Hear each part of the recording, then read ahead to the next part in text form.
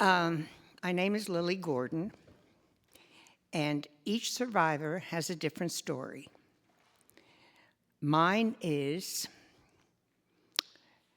the Nazis began the invasion of the USSR the end of June in 1941.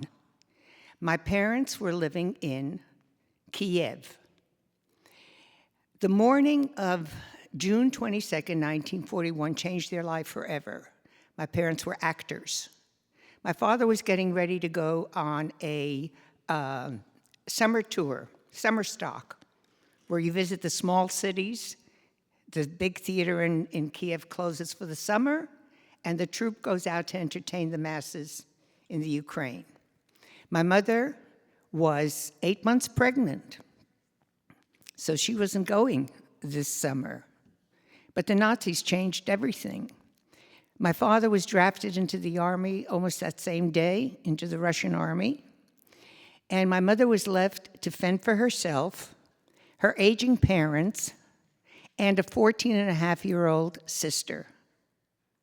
And my mother was lucky enough to get on a cattle car full of cattle dung on straw, with no air, with no light, with very little food, like cattle. And she was grateful because that train took her east to Siberia, away from Kiev, away from the Nazis. She was on the train 6 weeks. And as they approached Siberia, my mother gave birth to me. So, I am a product of the Holocaust. However, I have, obviously, no memory of the war years. I was in Siberia. I was among the Russians who hated the Jews, no less than the Nazis. But I was a baby. I cannot remember the 40 below degree weather. I can't remember the hunger. And I am so grateful that I don't have those memories, because my friends who are 10, 15, 20 years older than I, the camp survivors, I don't know how they lived through it. I don't know how they lived through it. I've got my own memories, my own bundles. So after the war, oh, by the way, when I was 14 years old, my mother still couldn't speak a good English, neither could my father. And my mother begged me, you must write a book. You must write what happened to your family, because I have no family. I'm like Bob. No aunts, no uncles, no grandparents, no siblings, nobody. And my mother begged me, you know how to write English and you have to tell the story. Well, it took me 65 years, but here it is. And it's for sale. It's for sale for a donation. It goes to a charity that I work for here. What I wanted to say was, my memories are different. And what you can learn from me is what it feels like to be an immigrant to the United States. I arrived to America, I arrived to America 2 months before my 8th birthday. No language, no English, no home. My parents had jobs the next days. My father, a renowned actor in Russia, washed taxi cabs. My mother washed people's floors.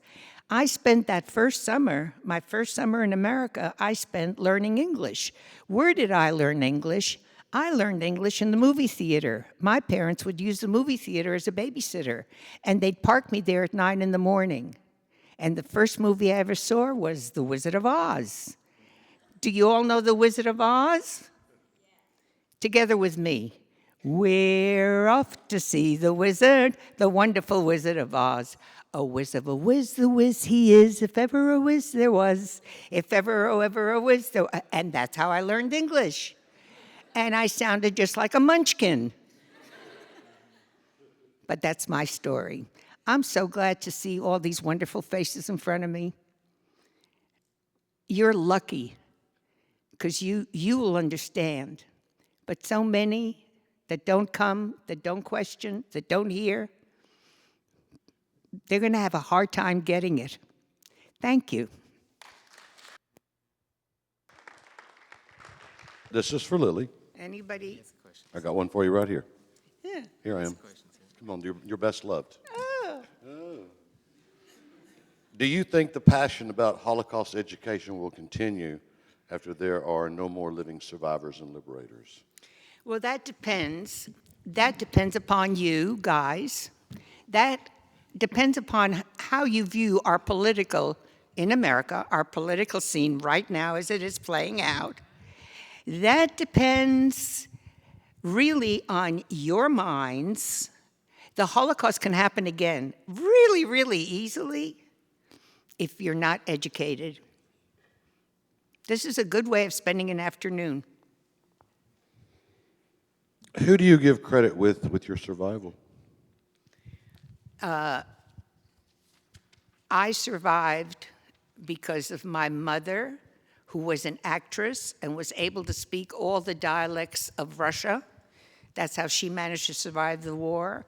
And because my father was a famous entertainer, and because my parents had the gall to defect from Russia in 1946, which was in itself an unimaginable feat.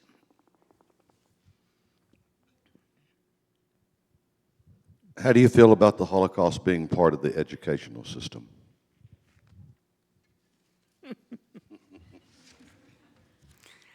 It is so sad when I listen to some of the conclusions that these Board of Education make in various states in this country. It's really sad. You have to study the Holocaust. You have to study the Second World War to understand, because each and every one of you, believe it or not, Jews, non-Jews, you're all part of the history. You're all a result.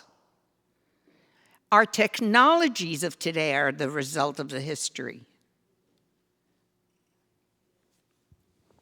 After your experience, what is the number one thing you have made sure to instill in your own children? You've got to have heart.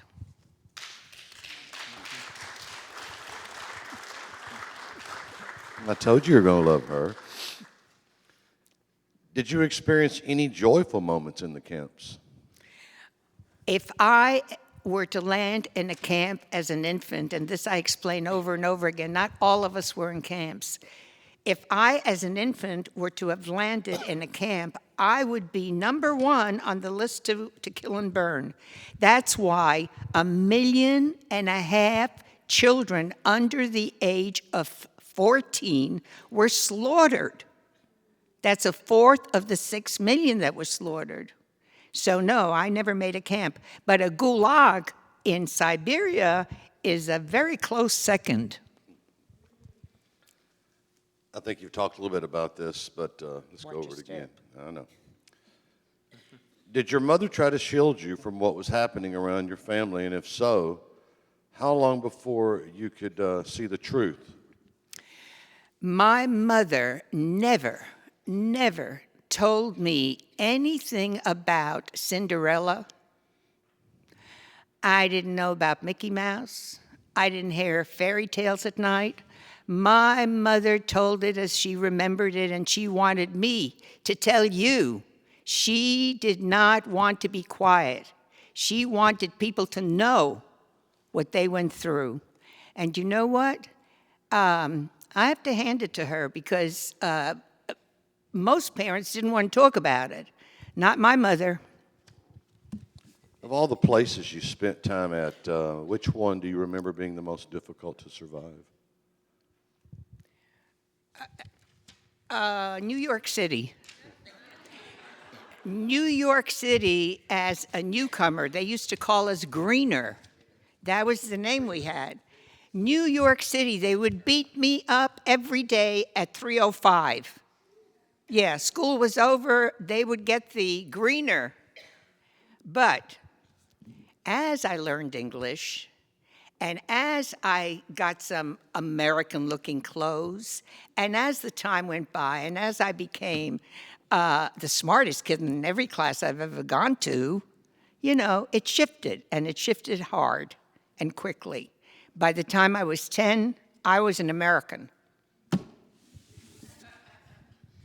What signs do you see that indicate that our society has a good chance of repeating history? Absolutely. I see it on a daily basis, and it's very, very scary. It's very scary, and it all depends on education. That is the number one tool. That education is it's stronger than the bomb. The internet is stronger than anything there is in the world today. And what is it about? Information. Good information, true information, the truth, education. That's our weapon. Some of this you have already answered. Let me, there's a few things here. Have you ever visited your family home in Kiev? And what became of it? Duh.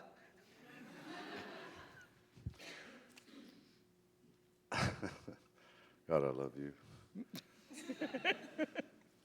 How should we respond to displaced families around the world currently fleeing persecution? We got a lot of problems. Now, in my time, it wasn't easy to come to America in 1949. We applied to come to America. It took 2 years, and believe me, interrogation and paperwork. And I think that anybody in the world who wants to come to America should do it the right way. We are a country of immigrants. But there's got to be laws. You just can't jump the border and, hey, I'm here. You can come. You're welcome. Please give us your strength and your knowledge, but do it the right way. How do you want people to understand, what do you want people to understand about the Holocaust, how it happened, and the assumptions that it can happen again here? The Holocaust, genocide. The past 10 years, you've had so many genocides you had Rwanda, you had in the Sudan, you've got genocide even as we speak in Africa. Listen, killing people is a business. It's in the DNA of of the way we evolved. But as the brain evolves, and that's why I'm talking about education, as your brain evolves, you can begin to understand that there are other ways of dealing with other people besides killing them. Do you remember experiencing anti-Semitism when you were growing up? I know you talked a little bit about it. Can you expound on that a little bit? Actually, by the time I was 13 years old, I weighed exactly what I weigh today and was the same height. So I didn't experience too much anti-Semitism. However, I hear it all the time. I mean, oh, those Jews, and, you hear it. There's only one way to beat anti-Semitism or racism. There's only one way. And look at the way that Chris Rock did it at the Academy Awards. But he's smart. You got to be educated.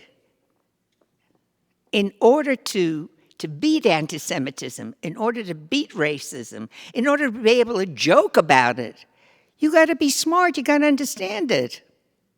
That's the way I would handle it. How did the Holocaust influence your faith? Can you say whether it strengthened or weakened your faith? You know what? I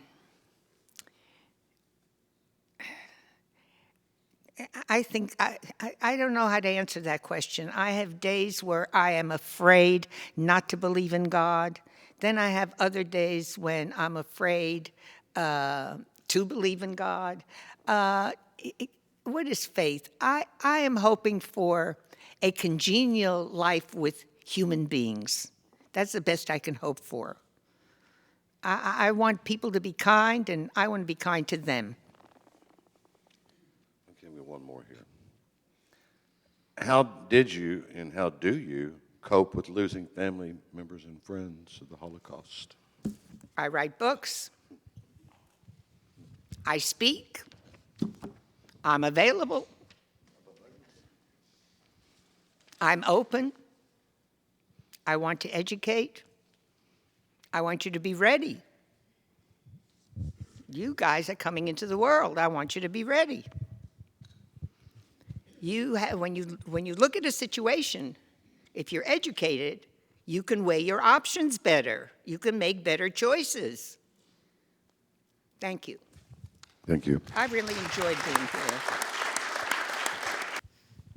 I am Kim Beard. I'm a student at the King's University. I am studying Messianic Judaism, and being a survivor of abuse from 9 years of my life, receiving healing from abuse myself took a lot of time. And I wondered if you could share a story about healing from a traumatic moment or a particular incident and how that came about, that healing.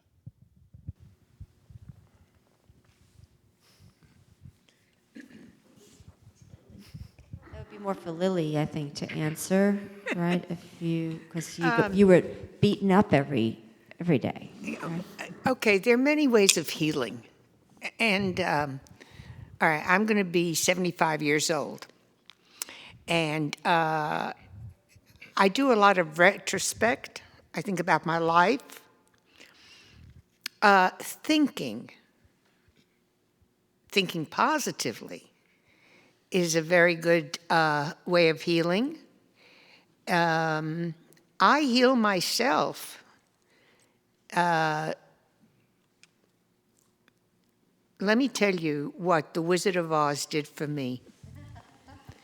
It taught me how to live in my fantasy when I needed it.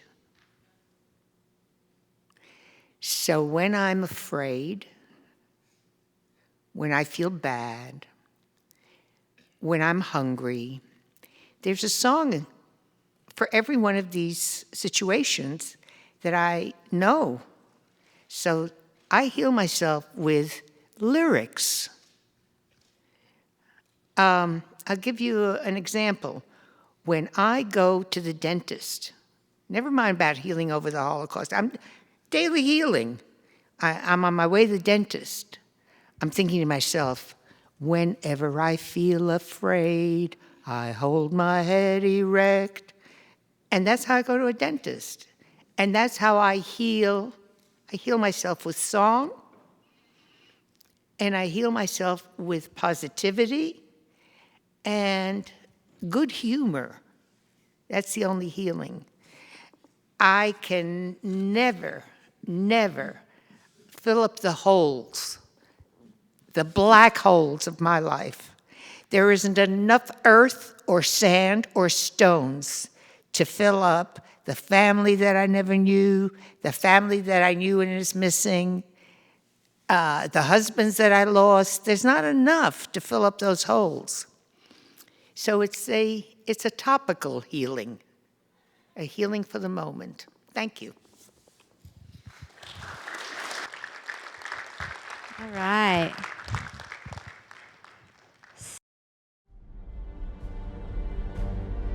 Visit www.marchofremembrancehouston.org, www.marchofremembrance.org for information on an event in your area. Hear Holocaust survivors, World War II veterans, and/or their families share their experiences as victims and liberators. Experience heartfelt testimonies, healing, and hope. Rise up and march against today's anti-Semitism. Marchofremembrance.org, marchofremembrancehouston.org.